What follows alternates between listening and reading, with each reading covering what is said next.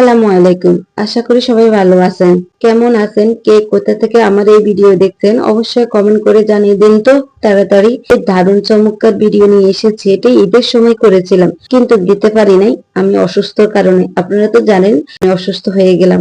এখন ভিডিওটা যদি নাই দিই তাহলে নিজের কাছে খারাপ লাগে। এত সুন্দর ভিডিও না দেব। যাই হোক, আপনাদের কাছে এই ভিডিওটা তুলে ধরলাম, দেখে আপনাদের কাছে খুব ভালো লাগবে। ঈদের ছুটিতে আমি আমার হাজবেন্ড আমার ছোট্ট মেয়েকে নিয়ে মিরপুর নান্দনিক রেস্টুরেন্টে গিয়েছিলাম। ওরে বাপরে বাপ, ঈদের সময় হওয়ায় রেস্টুরেন্ট এত ভিড় ছিল যে লাইনে দাঁড়িয়ে থাকতে থাকতে আমার মাথা ও কোমর একদম ব্যথা হয়ে গেছিল। ওষুধ খেয়েও কমতো না, কিন্তু ভিতরে ঢুকে আমি তো পুরোই অবাক। যখন ঝর্ণা উপর থেকে পড়তেছিল আমি ভাবলাম আকাশ থেকে যদি একটি জায়গায় বৃষ্টি পড়তেছিল। পরে ভাবলাম না, ওদের একটা ফিল্মস এত সুন্দর, মানুষ যে কত কিছু করতে পারে। হোক, আমি সিঁড়ি দিয়ে লাফিয়ে লাফিয়ে উপরে উঠে গেলাম। আল্লাহ, কোন কন্যা থেকে কোন কন্যারে আমি ছবি তুলবো আমি নিজেই দিশেহারা।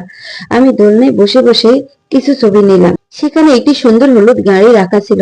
তার সামনে গিয়ে বেশ বড়লোকি ভাব নিয়ে একটা ছবি তুললাম নিলাম।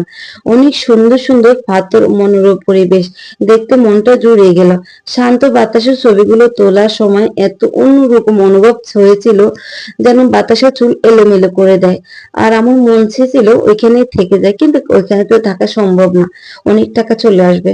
তাছাড়া আপনাদেরকে তো ভিডিও দিতে হবে, তাই না বন্ধুরা? আমরা আবার সেখানে অনেক অনেক গল্প করেছিলাম, দারুণ খাবার খেয়েছিলাম। মেনুতে যেসব হায়দ্রাবাদি চিকেন বিরিয়ানি ছিল, উফ, মুখে লাগার মতন। থাই chicken fry, Kim of mushroom soup ছিল, এমনকি ডেজার্টে ছিল তিরামিস, ও এমনকি কেক ফুডিং ছিল। অল্প অল্প নিলাম, আমরা যেহেতু বেশি খাই না। অল্প অল্প খাওয়াতে পেট ভরে গেল।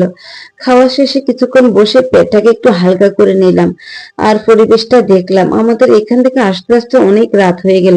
ভিডিওটা আরো আগে দেওয়ার কথা ছিল, কিন্তু আপনাদের তো জানেনই আমি কিছু অসুস্থ ছিলাম। আমার ভিডিওটা যদি আপনাদের কাছে ভালো লাগে তাহলে প্লিজ একটু শেয়ার করে দেবেন।